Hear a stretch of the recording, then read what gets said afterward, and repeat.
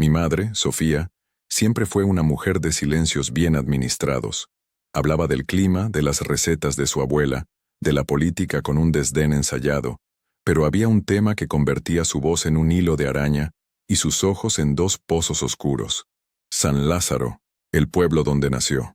Para el resto del mundo era solo un punto olvidado en el mapa de la sierra, un lugar del que ni las noticias se acordaban. Para mí, era la geografía prohibida de mi propia historia. Hay lugares que es mejor dejar que se los trague la tierra, Elena, me decía cuando la curiosidad de niña me empujaba a preguntar. Y yo, con el tiempo, aprendí a respetar ese muro, a no hacer preguntas cuyas respuestas parecían dolerle físicamente. Vivimos nuestra vida en la Ciudad de México, una vida cómoda, construida sobre los cimientos de su trabajo incansable y el de mi padre. Una vida tan alejada de ese pueblo polvoriento que San Lázaro se convirtió en un mito, una leyenda familiar susurrada en mi interior. Pero los mitos tienen una forma extraña de volverse reales, sobre todo cuando la persona que los custodia se está desvaneciendo. A sus 82 años, Sofía era una sombra de la mujer fuerte que fue. El cáncer, ese ladrón sigiloso, le había robado la fuerza, pero no la terquedad. En sus últimos días, en esa habitación de hospital que olía a antiséptico y a despedida, su mente viajaba. A veces, entre delirios de fiebre, susurraba nombres que yo no conocía. Arturo, Mateo, la pequeña iglesia en el cerro. Y siempre, San Lázaro. Una noche, mientras le humedecía los labios con un algodón, abrió los ojos con una claridad que me heló la sangre. La caja, dijo. Su voz apenas un soplo. Debajo de mi cama. No dejes que nadie la vea, Elena. Prométemelo. Se lo prometí sin entender. 2 días después mi madre se fue en silencio, llevándose consigo las llaves de sus secretos. La casa se sentía inmensa y vacía sin ella. El luto era un manto pesado que ahogaba los sonidos.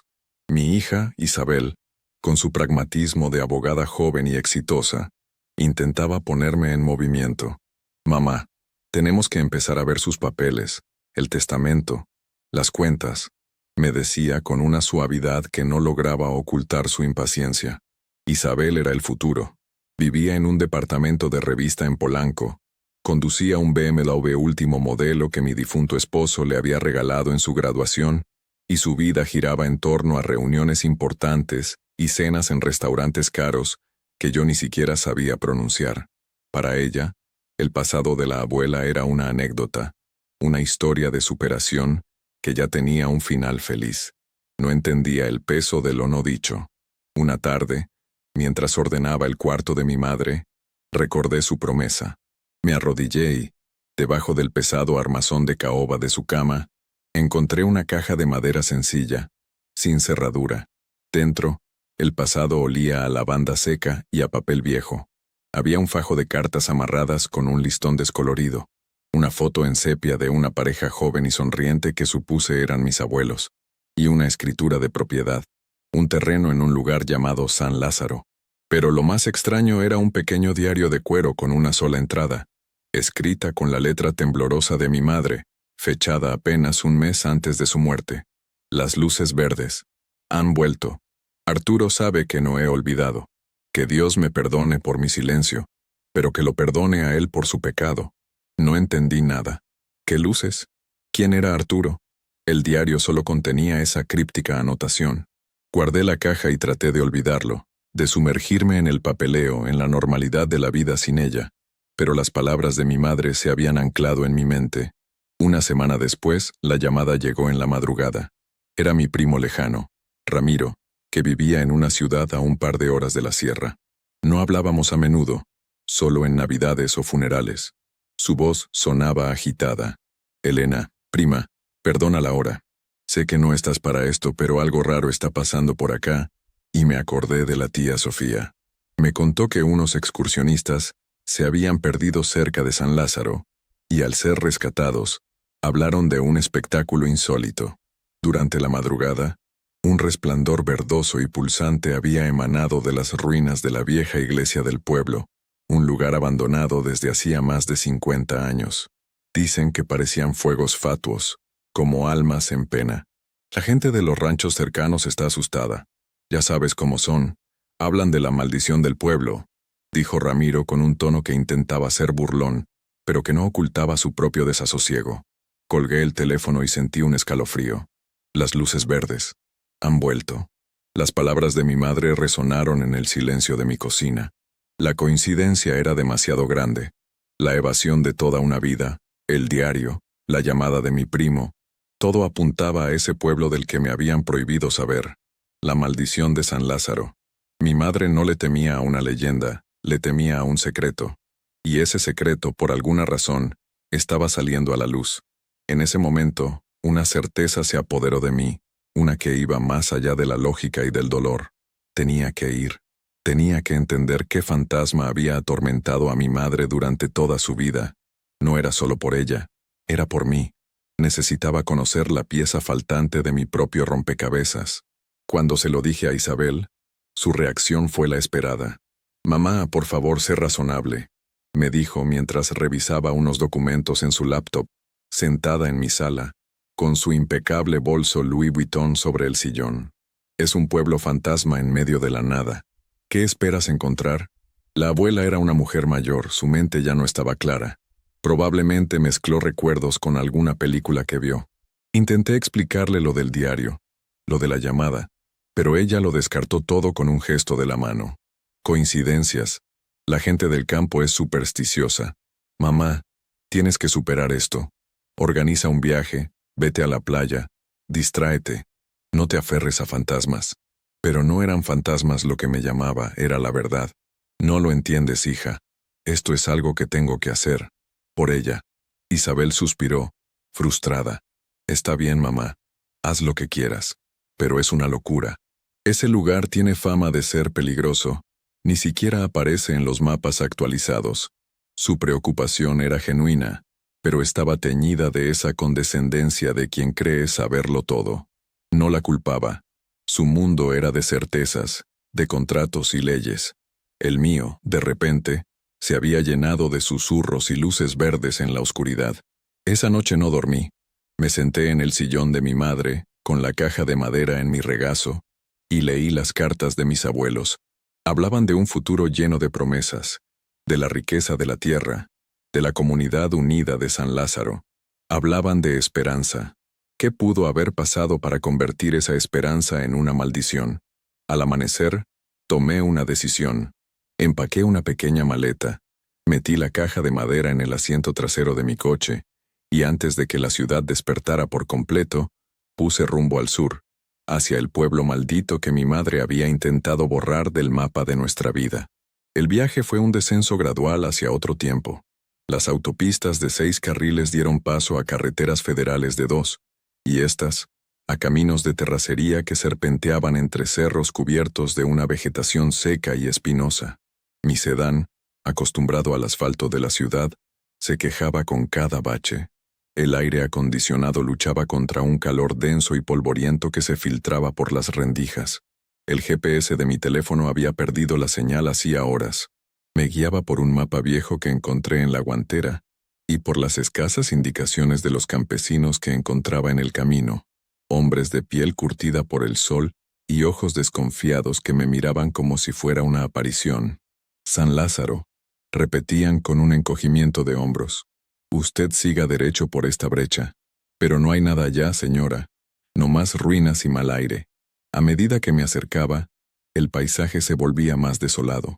Las casas de adobe que salpicaban el camino estaban cada vez más derruidas, con los techos hundidos y las puertas abiertas como bocas desdentadas. El silencio era casi total, roto solo por el crujido de la grava bajo mis neumáticos y el zumbido de algún insecto invisible. Finalmente, tras una curva cerrada, lo vi. San Lázaro no era un pueblo, era el esqueleto de un pueblo. Se aferraba a la ladera de un cerro, una colección de paredes grises y calles devoradas por la maleza. En lo más alto, como una corona rota, se erguían los restos de la iglesia, su campanario decapitado apuntando al cielo como un dedo acusador. Un sentimiento de opresión se instaló en mi pecho. Este era el lugar que mi madre había huido. Estacioné el coche cerca de lo que parecía haber sido la plaza principal, un espacio abierto donde solo quedaba la base de un kiosco de hierro oxidado. Al bajarme, El calor me golpeó con fuerza. El aire olía a polvo, a hierba seca y a algo más, un olor mineral, como a tierra mojada después de una tormenta, aunque no había llovido en meses. Caminé por la calle principal, mis pasos levantando pequeñas nubes de polvo. Las casas eran cáscaras vacías. A través de las ventanas sin cristales podía ver el cielo. Algunas conservaban restos de pintura azul o rosa en sus fachadas, fantasmas de una vida que alguna vez fue vibrante. No había ni un alma, o eso creía. De una de las pocas casas que aún conservaba el techo, salió un hombre. Era viejo, muy viejo, con la espalda encorvada y un rostro que parecía un mapa de arrugas profundas. Se apoyaba en un bastón de madera y me miraba con unos ojos pequeños y brillantes, llenos de una cautela que rayaba en la hostilidad. ¿Se le ofrece algo, señora?, preguntó, su voz rasposa como la tierra seca. Busco a alguien, o más bien, información, respondí, tratando de sonar amable. ¿Es usted de por aquí? El hombre escupió a un lado. Nací aquí y aquí me he de morir. Soy de los pocos tercos que no se quisieron ir. Sentí una punzada de esperanza. Mi madre era de San Lázaro. Se llamaba Sofía Montoya. Al oír el nombre, la expresión del hombre cambió. La hostilidad se disolvió en una mezcla de sorpresa y algo parecido al dolor. Me miró fijamente, como si buscara un fantasma en mi rostro. Sofía, la hija de don Elías, susurró. Asentí. ¿Usted la conoció? La conocí, dijo y su voz se suavizó. Yo era un muchacho cuando ella se fue. Todos se fueron después de la desgracia. Mi nombre es Mateo. Mi corazón dio un vuelco. Mateo, el nombre que mi madre había susurrado en el hospital. ¿La desgracia?, pregunté acercándome un poco más. Mateo suspiró, un sonido largo y cansado. La maldición, como le dicen ahora, la que empezó esa noche en la mina, la que se llevó a su abuelo, a don Elías. Me invitó a pasar a su casa, un par de cuartos humildes pero limpios, con muebles de madera oscura y un olor a café y a leña. Me sirvió un vaso de agua fresca de una olla de barro, y se sentó frente a mí, en una mecedora que crujía con cada movimiento. Y entonces, Mateo comenzó a hablar. Su voz me transportó 50 años atrás, a un San Lázaro que ya no existía, un pueblo próspero, lleno de vida, que giraba en torno a la mina de plata que daba trabajo a casi todos los hombres. Mis abuelos, Elías y Leonor, eran respetados. Don Elías no era el dueño de la mina, pero sí el capataz, un hombre justo y querido. El dueño era un hombre de fuera, un tal Arturo de la Vega, un hombre ambicioso y con pocos escrúpulos. Arturo de la Vega llegó aquí con promesas de modernidad y riqueza para todos, contaba Mateo, sus ojos fijos en un punto invisible de la pared. Al principio, todo fue bien. La mina producía más que nunca. La gente tenía dinero en el bolsillo. Se construyó la nueva escuela, se arregló la plaza. Pero don Arturo era un hombre con un hambre que no se llenaba con plata. Según Mateo, de la Vega siempre estaba buscando más. Había rumores de que la veta principal de plata se estaba agotando y que él estaba desesperado por encontrar una nueva. Su abuelo, Elías, que conocía la mina como la palma de su mano, le había advertido sobre la inestabilidad de ciertas galerías. Le aconsejó invertir en seguridad, en apuntalar los túneles más profundos. Pero Arturo de la Vega no escuchaba. Tenía prisa. Y entonces vino la noche del derrumbe. La voz de Mateo se quebró. Una explosión terrible que sacudió todo el pueblo. La Galería 7, la más profunda, se vino abajo. Murieron 12 hombres. Entre ellos, su abuelo. El pueblo quedó devastado. Pero lo peor vino después. Arturo de la Vega, para librarse de la culpa, acusó a mi abuelo de negligencia. Dijo que don Elías había ignorado sus órdenes de no trabajar en esa galería. Falsificó informes. Sobornó a un par de mineros asustados para que mintieran. Convirtió al héroe del pueblo en el villano. Fue una infamia, dijo Mateo, golpeando el brazo de la mecedora con el puño. Todos sabíamos que Elías era el hombre más cuidadoso del mundo, pero de la Vega tenía el poder y el dinero. Nadie se atrevió a contradecirlo. La familia Montoya quedó marcada. La gente, en su dolor y confusión, necesitaba un culpable, y de la Vega se los dio en bandeja de plata. Mi abuela Leonor no soportó la vergüenza y el dolor, y murió de pena unos meses después. Mi madre, Sofía, que era apenas una adolescente, se quedó sola, señalada y despreciada. Fue entonces cuando decidió huir, llevándose consigo solo la escritura de sus tierras y el recuerdo de la injusticia. De la Vega cerró la mina poco después, continuó Mateo. Dijo que estaba maldita, que era peligrosa. La gente empezó a irse. Sin el trabajo de la mina, el pueblo se murió de hambre y de tristeza. Y así nació la leyenda de la maldición de San Lázaro, una mentira muy conveniente para que nadie volviera a hacer preguntas sobre lo que realmente pasó esa noche. Escuchaba la historia de Mateo, y sentía que las piezas de mi vida encajaban de una forma dolorosa y terrible. El silencio de mi madre no era olvido, era una herida profunda, una armadura contra un pasado que la había destrozado. Su miedo a San Lázaro no era por una maldición, sino por el recuerdo de una traición que le había arrebatado todo.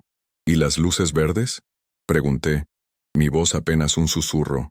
¿Qué sabe de ellas? Mateo frunció el ceño. Eso es nuevo. Empezaron hace unas semanas. Salen de la iglesia en ruinas. Algunos dicen que son las almas de los mineros.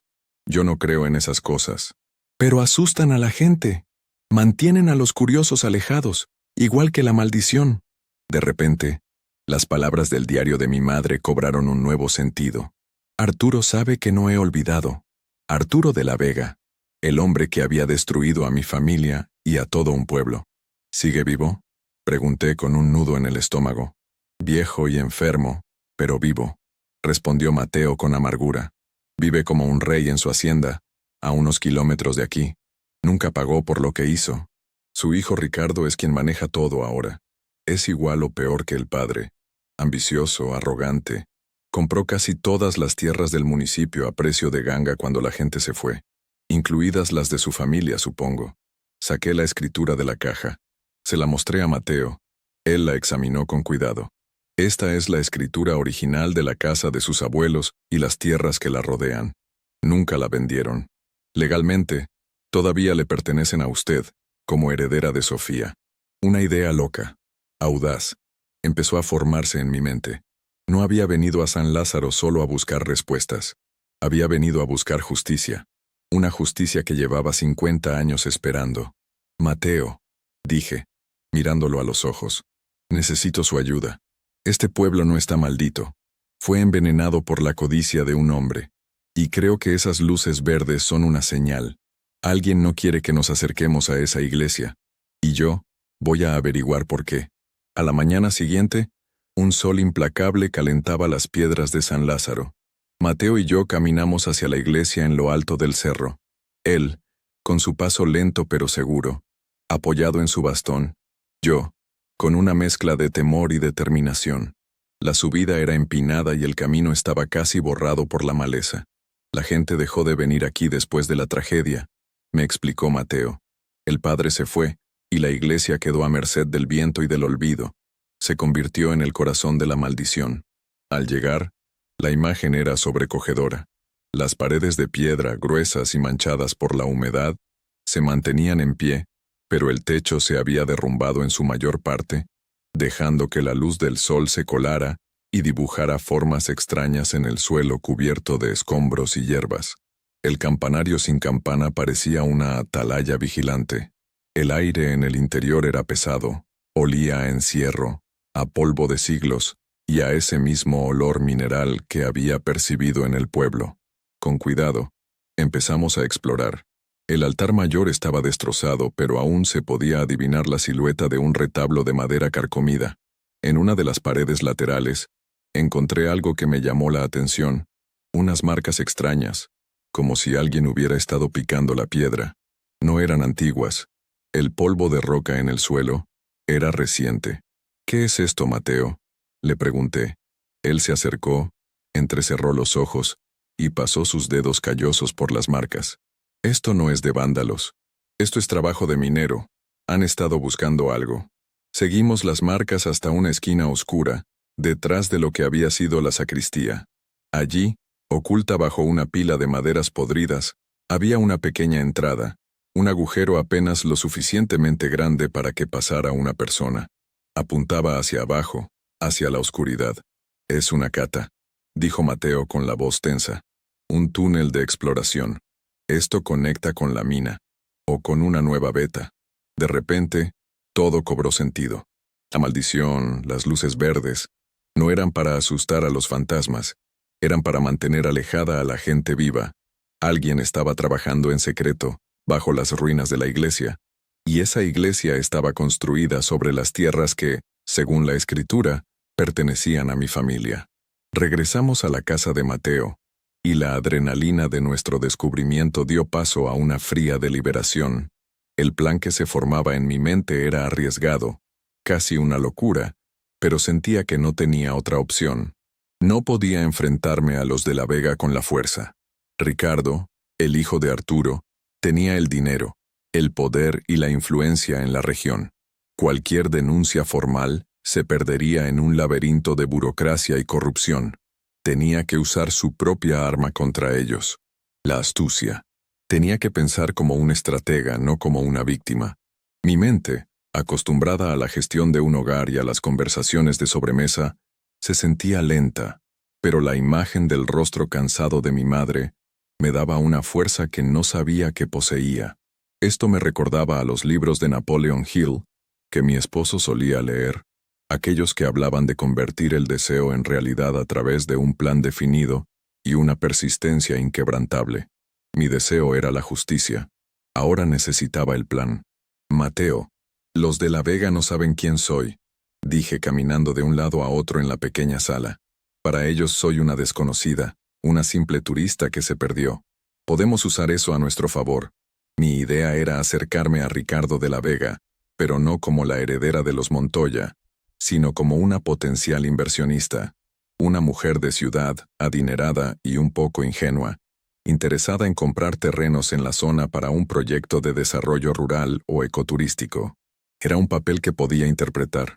Tenía la ropa, el coche, la manera de hablar. Le ofreceré comprar un gran terreno, uno que incluya el cerro de la iglesia. Continué, la idea tomando forma. Su codicia le hará bajar la guardia. Querrá venderme algo que él cree que no vale nada. O peor aún, algo que ni siquiera le pertenece legalmente. Y en el proceso, quizás revele lo que está buscando allí. Mateo me escuchaba en silencio. Su rostro arrugado era una máscara de concentración. Es peligroso, Elena. Ricardo es más listo que su padre. Y no tiene paciencia. Si sospecha algo, no lo hará. Le interrumpí, con una convicción que me sorprendió a mí misma. Estará demasiado ocupado pensando en el dinero. La gente como él siempre subestima a las mujeres de mi edad. Nos ven como abuelas inofensivas. No esperan que tengamos un plan. El siguiente paso era crucial. Necesitaba que mi historia fuera creíble. Saqué mi teléfono y afortunadamente encontré una débil señal en un punto alto del pueblo. Llamé a mi hija, Isabel. Sabía que no aprobaría mi plan, así que decidí contarle solo una parte. Hija, ¿cómo estás? Oye, necesito un favor enorme. ¿Recuerdas a tu amigo el que trabaja en la notaría de Polanco? Necesito que me redacte un borrador de una carta de intención de compra de terrenos, algo que parezca muy profesional. Y también, necesito que investigues la situación legal de la constructora de la Vega e Hijos, discretamente. Isabel, al otro lado de la línea, sonaba alarmada. Mamá, ¿dónde estás? ¿Estás bien? ¿Comprar terrenos? ¿Te has vuelto loca? Ese lugar es un desierto. Confía en mí, hija, es importante. No te preocupes, estoy bien. Estoy en un hotel en la ciudad cercana. Solo hazlo, por favor. Es para cerrar un ciclo. No era una mentira completa. Isabel, aunque a regañadientes y seguramente pensando que el luto me había afectado el juicio, accedió. Sabía que discutir conmigo cuando tomaba una decisión era inútil. Está bien, mamá, pero prométeme que te cuidarás, y no firmes nada sin que yo lo revise. Te enviaré los documentos a tu correo. Mientras esperaba los papeles, Mateo y yo preparamos mi personaje. Decidimos que yo sería la viuda de un empresario, buscando invertir parte de mi herencia en un proyecto con causa social. Mateo me contó todo lo que sabía sobre Ricardo, su amor por el lujo, su desprecio por la gente del campo y su obsesión por superar la fortuna de su padre. Le gusta presumir. Háblale de la ciudad, de los viajes, de las cosas que él cree que lo hacen superior. Su ego es su punto débil, me aconsejó Mateo. 2 días después, con los documentos impresos en una papelería de la ciudad más cercana y vestida con mi mejor ropa, un conjunto de lino color crema y unas gafas de sol que gritaban «dinero viejo», conduje hasta la hacienda de los de la Vega. El contraste con San Lázaro era insultante. Un portón de hierro forjado se abrió a un camino flanqueado por palmeras que llevaba a una casona de estilo colonial, impecablemente conservada. Jardines exuberantes, fuentes de cantera y coches de lujo estacionados frente a la entrada. El aire aquí no olía a polvo y olvido, sino a flores y a poder. Un empleado me guió a una terraza con vistas a un valle verde y próspero. Minutos después, apareció Ricardo de la Vega. Era un hombre de unos 50 años, alto, con el cabello entrecano perfectamente peinado y una sonrisa que no llegaba a sus ojos fríos. Vestía una guayabera de lino y un reloj de oro que brillaba bajo el sol. «Señora Fuentes», dijo, extendiendo la mano. «Elena Fuentes. Gracias por recibirme, señor de la Vega». Su apretón de manos fue firme, calculador. Me examinó de arriba a abajo, evaluando mi ropa, mi bolso, tratando de calcular mi valor. Le expliqué mi historia, la viuda buscando un nuevo propósito, mi interés en un proyecto de turismo rural que honrara las tradiciones de la región. Observé cómo su expresión pasaba del aburrimiento cortés al interés genuino cuando mencioné la cantidad de dinero que estaba dispuesta a invertir. Sus ojos brillaron con la luz de la codicia. «Un proyecto fascinante, señora Fuentes. Mi familia siempre ha estado comprometida con el progreso de esta tierra», mintió con una facilidad pasmosa. «Tenemos varias propiedades que podrían interesarle». Desplegó un mapa sobre la mesa de teca. Y entonces, yo señalé el punto exacto que quería. He estado explorando la zona y hay un lugar que me ha llamado la atención por su belleza salvaje. Un cerro con las ruinas de una iglesia. Creo que se llama San Lázaro. La sonrisa de Ricardo se tensó por una fracción de segundo. Una casi imperceptible contracción en su mandíbula. Fue tan rápido que casi lo pierdo, pero lo vi. «Ah, San Lázaro», dijo, recuperando la compostura. «Un lugar con una historia triste. Está abandonado. No creo que sea adecuado para su proyecto. El terreno es malo, no hay agua». «Oh, no se preocupe por eso», respondí con mi mejor sonrisa de tonta adinerada. «Tengo ingenieros y arquitectos que pueden solucionar esos detalles. Es la vista, la energía del lugar. Estoy encaprichada. Dígame que está a la venta». Ricardo me estudió en silencio por un momento. Podía ver las ruedas girando en su cabeza.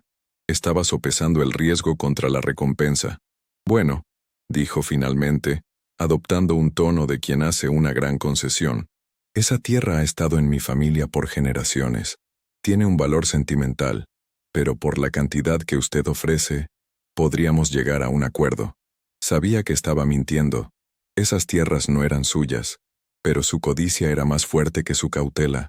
«Hay un pequeño problema», añadió como si fuera un detalle sin importancia. «Hay un viejo que vive allí, un invasor. Se niega a irse. Tendríamos que convencerlo de que se mude». Mateo. Estaba hablando de Mateo. Sentí una oleada de ira, pero la oculté tras mi sonrisa. «Estoy segura de que podemos ofrecerle una compensación generosa», dije. «Perfecto. Entonces, déjeme preparar los papeles preliminares. Quizás podríamos celebrar nuestro acuerdo con una cena esta noche en el club de campo, para que conozca a la gente importante de la región», sugirió. Acepté. La trampa estaba puesta, y Ricardo de la Vega había mordido el anzuelo. Al salir de la hacienda, mis manos temblaban. La parte más difícil acababa de comenzar. La cena en el club de campo fue una exhibición de riqueza y poder provinciano. Hombres con trajes caros y mujeres goteando diamantes me rodeaban, todos parte del círculo de Ricardo de la Vega. Me trataban con esa deferencia que se reserva para el dinero nuevo, ansiosos por saber de mis supuestos negocios en la capital.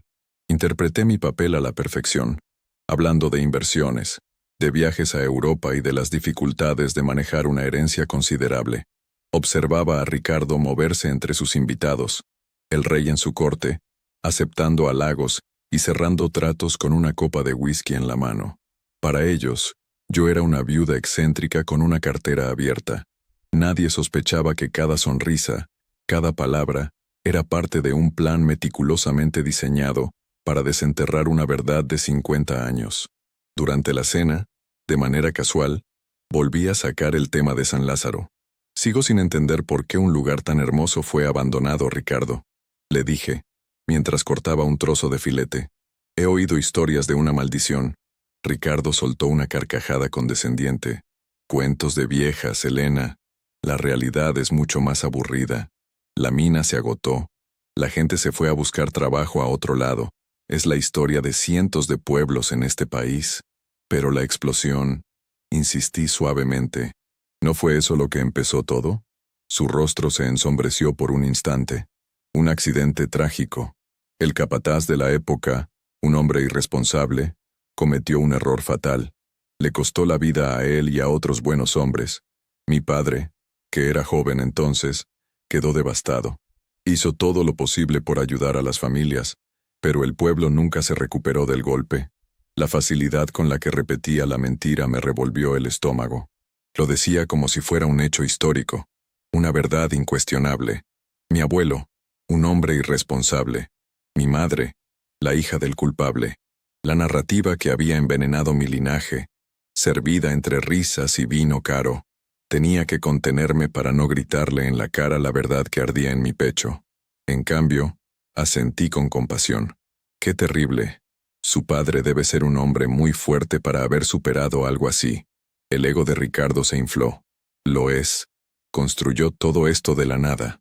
Un visionario. La noche continuó, y yo seguí sembrando mis semillas de curiosidad. Al despedirnos, Ricardo me aseguró que sus abogados tendrían un contrato de compraventa listo en un par de días. Y nos encargaremos del viejo Ocupa.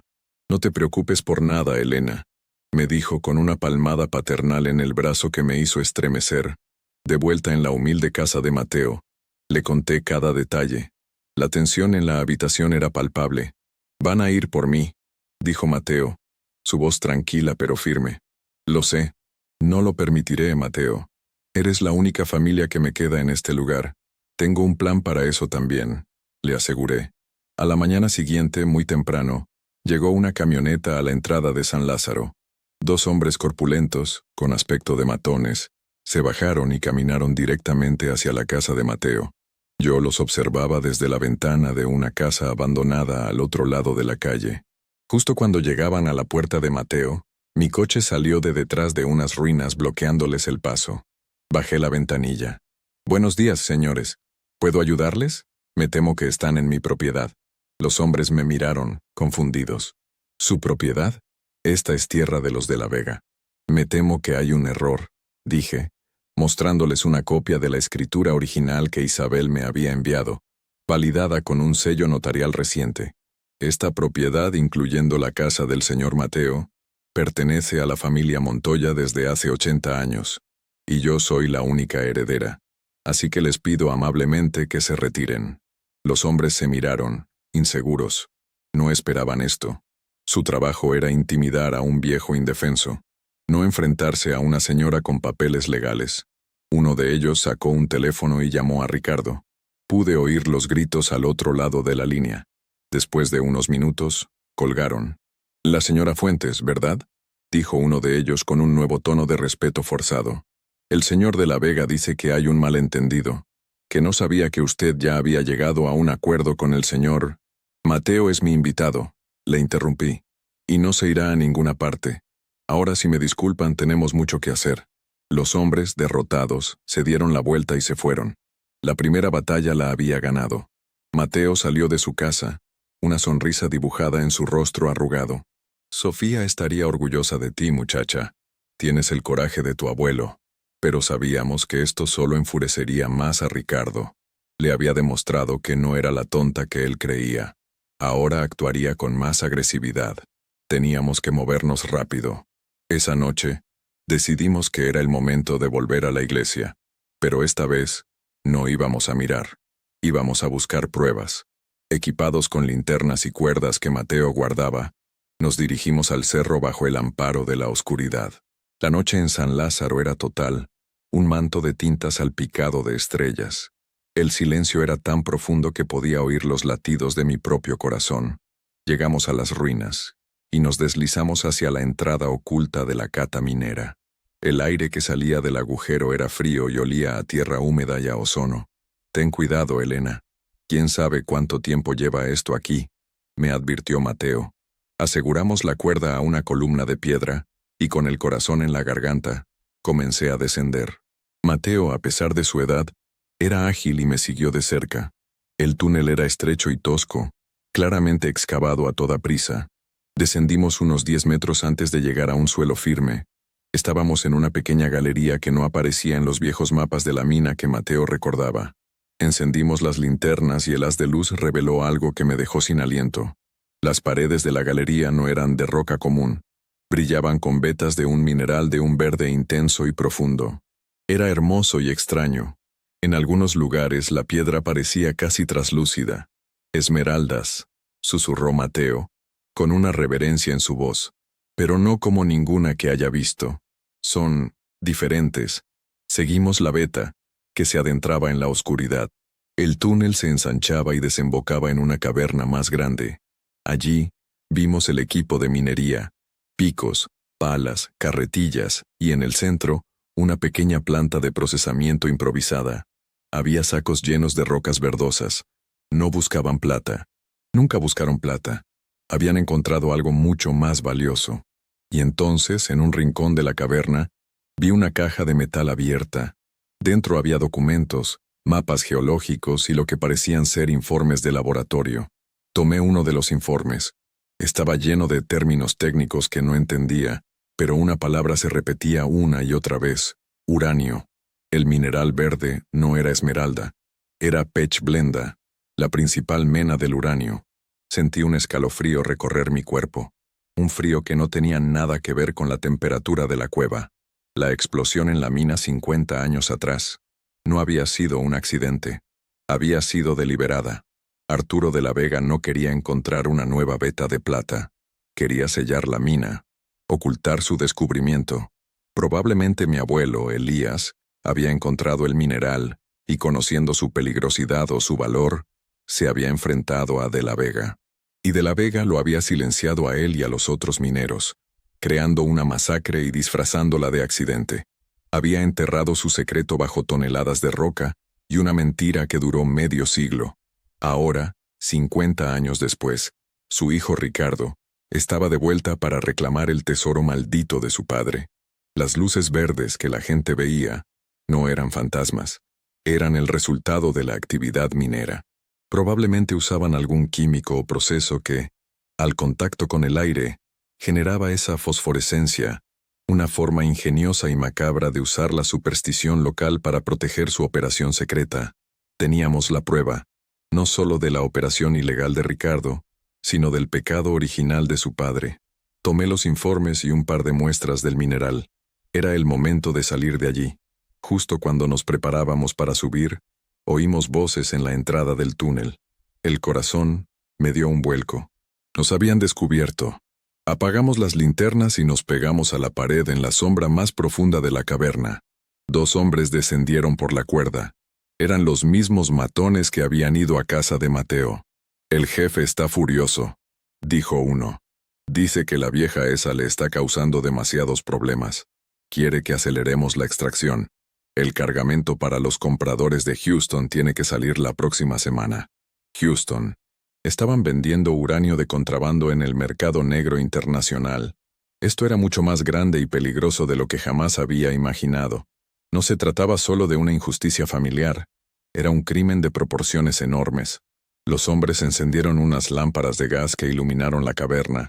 Empezaron a trabajar, picando la roca con una familiaridad que demostraba que llevaban tiempo haciéndolo. Mateo y yo permanecimos inmóviles, conteniendo la respiración. Nuestra única salida estaba bloqueada. Estábamos atrapados. Pasaron horas que se sintieron como una eternidad. Mateo y yo, acurrucados en la oscuridad, apenas nos atrevíamos a respirar. El sonido de los picos contra la roca era una tortura constante, un recordatorio de nuestra precaria situación. Yo abrazaba la carpeta con los informes contra mi pecho como si fuera un salvavidas. Era la prueba, la llave para desvelar 50 años de mentiras, pero no serviría de nada si no salíamos de allí con vida. Mi mente, que había estado tan clara y enfocada, ahora era un torbellino de pánico. Pensé en Isabel, en su vida ordenada y segura, tan ajena a la oscuridad literal y figurada en la que me encontraba. Pensé en mi madre, en el terror que debió sentir al huir de este lugar, un terror que ahora yo entendía en carne propia. Fue entonces cuando Mateo me tocó el brazo. En la penumbra, apenas podía ver su rostro, pero sentí su calma. Puso un dedo en sus labios y luego señaló hacia una grieta oscura en el fondo de la caverna, una que no habíamos notado antes. Con un movimiento increíblemente lento y silencioso, nos arrastramos hacia ella. Los dos matones estaban concentrados en su trabajo. El ruido de sus herramientas cubría el leve sonido de nuestra retirada. La grieta era estrecha, apenas un pasadizo entre dos paredes de roca. Nos adentramos en ella, en una oscuridad aún más profunda. Era un antiguo respiradero de la mina, me susurró Mateo al oído. Conducía a una de las galerías inferiores, una que había sido abandonada mucho antes del derrumbe. Nuestro avance fue agónico. El túnel estaba lleno de escombros y en algunos puntos tuvimos que arrastrarnos sobre el vientre. Cada piedra que se movía bajo nuestros pies sonaba como una explosión en el silencio. Finalmente, después de lo que pareció una vida entera, el túnel se abrió a una galería más amplia. Estábamos en la parte vieja de la mina. El aire aquí era viciado, olía a metal oxidado y a humedad estancada. Mateo, que había trabajado en la mina de joven con mi abuelo, se orientó en la oscuridad como si tuviera un mapa en la cabeza. La salida de emergencia está por aquí, susurró. La usaban para llevar el material en los primeros años. Debe estar sellada, pero es nuestra única oportunidad. Nos guió a través de un laberinto de túneles que se cruzaban. Era un viaje al pasado, a las entrañas de la tierra que se había tragado a mi abuelo. Pasamos por la entrada derrumbada de la Galería 7. Me detuve un momento, posando mi mano sobre las rocas frías que sellaban la tumba de esos 12 hombres. Les hice una promesa silenciosa. Su muerte no sería en vano. La salida de emergencia estaba, como Mateo había predicho, bloqueada por una reja de hierro oxidada y un candado grueso como mi muñeca. Parecía imposible, pero Mateo sonrió. De su bolsillo sacó una pequeña barra de metal. Nunca se sabe cuándo uno puede necesitar abrir una puerta vieja, dijo con un guiño. Con una paciencia y una habilidad sorprendentes, se puso a trabajar en el candado. Mientras él lo hacía, yo montaba guardia, escuchando cualquier sonido que indicara que nos habían seguido. El chasquido metálico del candado al ceder fue el sonido más dulce que había oído en mi vida. Empujamos la reja, que chirrió en protesta, y salimos al aire fresco de la noche. Estábamos en la ladera opuesta del cerro, lejos de la iglesia y de las miradas indiscretas. Corrimos tropezando en la oscuridad hasta llegar a la seguridad de la casa de Mateo. Estábamos exhaustos, cubiertos de polvo y mugre, pero estábamos vivos, y teníamos la prueba. Esa misma noche, no podíamos arriesgarnos a quedarnos. Ricardo se daría cuenta del robo de los documentos y nos buscaría. Empacamos nuestras cosas a toda prisa. Ven conmigo a la ciudad, Mateo, le supliqué. No puedes quedarte aquí. Es demasiado peligroso. Él negó con la cabeza. Mi lugar está en San Lázaro, Elena, pero me esconderé unos días en el rancho de mi primo, en el valle. Estaré a salvo. Tú tienes que irte. Tienes que llevar esos papeles a alguien que pueda usarlos. Le di todo el dinero que llevaba encima. Nos abrazamos. Un abrazo de camaradas, de familia encontrada en la adversidad. Cuídate, Mateo. Volveré. Lo sé, respondió. Conduje toda la noche, con la carpeta de los informes en el asiento del copiloto. Mi única compañía, el zumbido del motor y el desfile de líneas blancas en la carretera. No me dirigí a la Ciudad de México. Sabía que Ricardo tendría gente buscándome. Me dirigí a Guadalajara, a la casa de una vieja amiga de la universidad, una jueza retirada en la que confiaba ciegamente. Al amanecer, mientras el sol teñía el cielo de naranja y rosa, me detuve en una gasolinera para tomar un café. Me miré en el espejo del baño. La mujer que me devolvía la mirada no era la misma que había llegado a San Lázaro. Mis ojos tenían una dureza, una determinación que no conocía. El luto por mi madre seguía ahí, pero ahora estaba mezclado con un propósito. Ya no se trataba solo de limpiar el nombre de mi abuelo, o de entender el silencio de mi madre. Se trataba de detener a un hombre que traficaba con veneno, que ponía en riesgo a incontables personas por su codicia.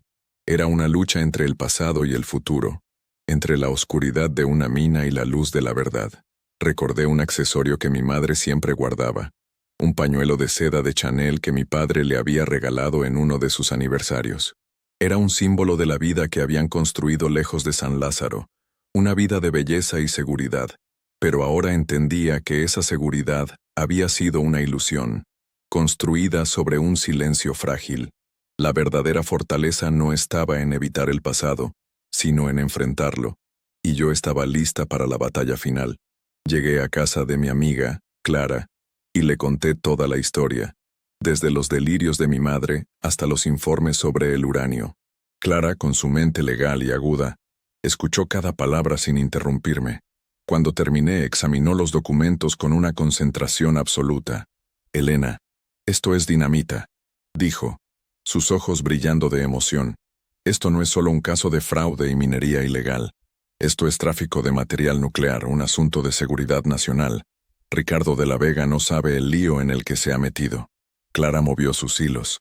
Hizo un par de llamadas a contactos de confianza en las altas esferas del gobierno federal, gente incorruptible que sabía que actuaría con discreción y rapidez.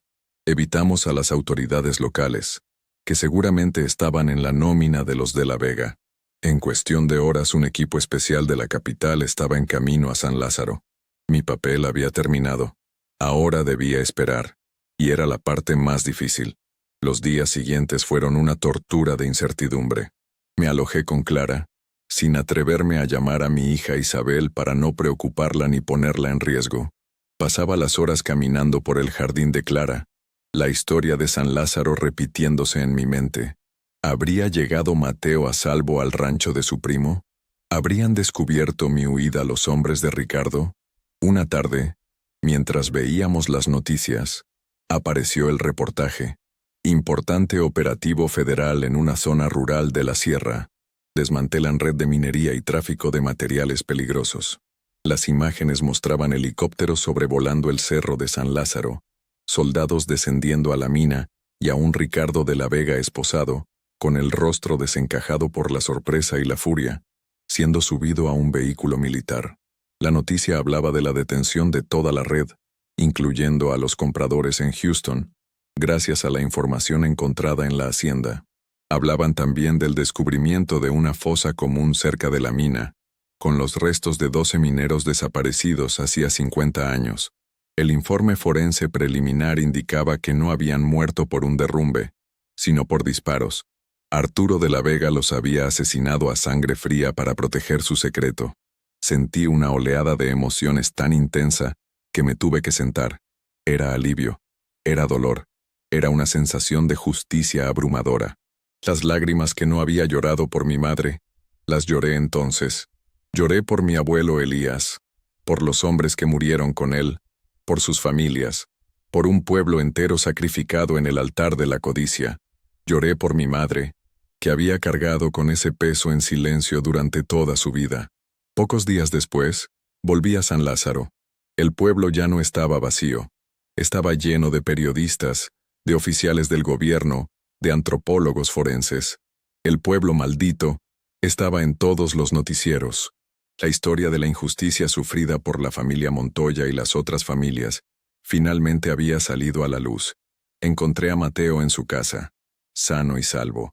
Nos abrazamos sin decir palabra. No era necesario. Nuestros ojos lo decían todo. Los restos de mi abuelo y de los otros mineros fueron exhumados y se les preparó un funeral digno, una ceremonia a la que acudió gente de toda la región. El nombre de Elías Montoya fue limpiado, y ahora era recordado como un héroe que había intentado detener a un monstruo.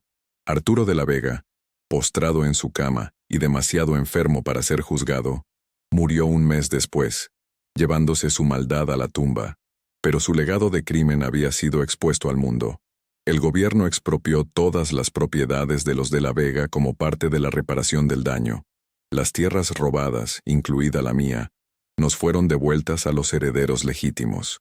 Muchas familias que se habían dispersado por el país comenzaron a hablar de regresar, de reconstruir. La maldición se había roto. Una tarde, estaba sentada en los escalones de la casa en ruinas de mis abuelos.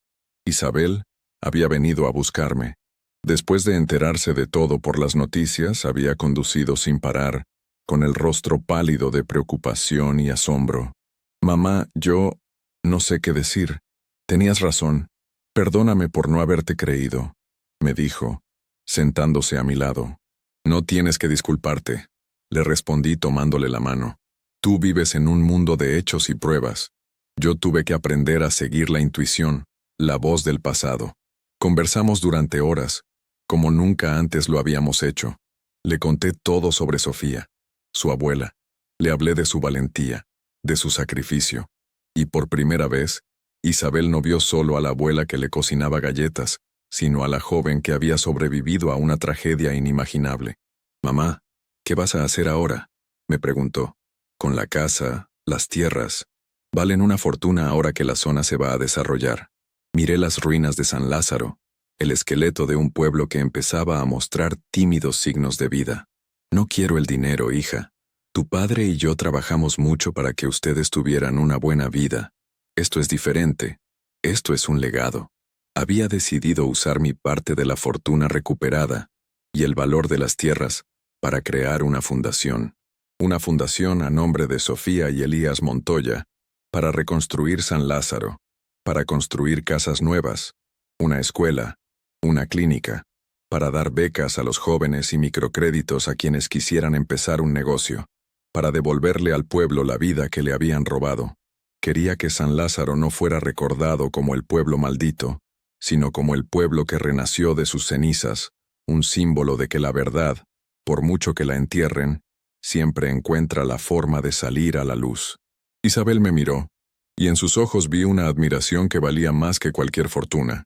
«Estoy contigo, mamá», dijo. «Quiero ayudarte. Mi despacho puede encargarse de toda la parte legal, pro bono, por supuesto». Sentí una paz que no había sentido en mucho tiempo. Había cerrado el círculo. Le había devuelto la voz a mi madre, el honor a mi abuelo y la esperanza a un pueblo. Mi viaje a las raíces del dolor se había convertido en un camino hacia la redención, no solo para mi familia, sino para mí misma. Entendí que el verdadero propósito de la vida no es acumular riquezas ni evitar el dolor, sino transformar las heridas del pasado en semillas para el futuro. San Lázaro ya no era una geografía prohibida, era mi hogar. Gracias por llegar hasta el final de esta reflexión. Si estás leyendo esto, quiero que sepas que no estás solo. Ahora, te invito a un momento de calma. Voy a compartir una oración. No importa tu religión, sino tu fe. Una oración pensada para ayudarte, para abrazar a todos los que en silencio luchan, sienten, esperan. Solo cierra los ojos un instante y deja que estas palabras te acompañen. Ten fe, todo va a estar bien. Orar, encenderse por dentro. Hay dolores que nadie ve, dolores que no gritan, no sangran, pero pesan como un velo sobre los hombros. Esos que uno carga en silencio, tratando de entender, de seguir, de soportar. Pero hay un momento, y yo he estado ahí varias veces, en que el esfuerzo cansa, la mente se rinde, y algo dentro de uno se arrodilla, no por debilidad, sino por verdad. Es en ese instante cuando la oración comienza, o mejor dicho, aparece. No esa hecha con palabras bonitas o promesas apresuradas, sino la que brota de un lugar tan profundo, que ni siquiera tiene nombre, como un susurro del alma diciendo, ya no puedo sola. Orar, descubrir, no es pedir, es recordar. Recordar quiénes somos cuando el ego se aquieta. Recordar que la vida también late en lo invisible, que hay un centro en nosotros donde todo descansa, y que, aunque por fuera todo parezca derrumbarse, ese centro permanece. A veces, orar es simplemente cerrar los ojos y recogerse como una flor que siente el frío de la noche. Es permitir que una presencia suave nos envuelva, no como magia, sino como sustento, como quien dice sin prisa, aquí estoy, incluso ahora. La oración, o la súplica, No cambia el mundo, pero cambia a quien ora. No evita los dolores, pero transforma la forma en que atravesamos cada uno de ellos. Nos da una mirada más tierna, un corazón menos endurecido, un paso más firme, incluso en la oscuridad. Es como si, por un instante, el alma flotara por encima del tiempo y regresara al cuerpo con más paz.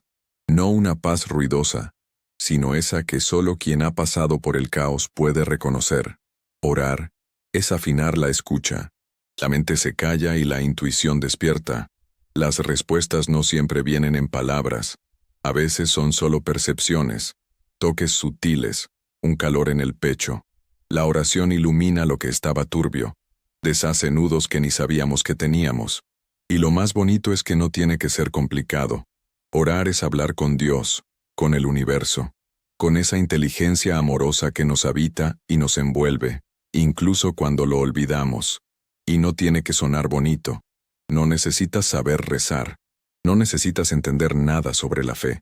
Puede ser un desahogo en la ducha, una lágrima en la almohada, una frase susurrada antes de dormir. Cuídame. Puede ser incluso el silencio, cuando el dolor es tan profundo que no salen palabras. Dios entiende todo eso. El universo escucha lo que el corazón no sabe decir. No hay una forma correcta. Hay presencia. Y cada vez que nos permitimos ese encuentro, aunque sea sin ritual, aunque sea sin certeza, es oración. Es tan simple, tan al alcance. Orar es solo recordar que no estamos solos. Y entonces, un día, sin darnos cuenta, nos volvemos oración. La forma de caminar, de tocar, de callar, todo empieza a vibrar distinto. Ni siquiera hace falta decir nada. Solo estar ahí ya es oración viva. Y hasta en los días en que no logramos orar, y sí, hay días así, el alma sigue orando por nosotros. El espíritu no olvida de dónde viene. Al final, orar es eso, encenderse por dentro, y dejar que esa luz nos guíe, incluso cuando no sabemos el camino. Les agradezco de corazón por haberme acompañado en esta historia. Si les ha tocado el alma, los invito a que me sigan y comenten qué les pareció. Sus palabras son muy importantes para mí. Me encantaría que me dieran ideas o me contaran qué tipo de historias y asuntos les gustaría ver en este canal. Y cuéntenme, ¿desde qué ciudad o país me están escuchando?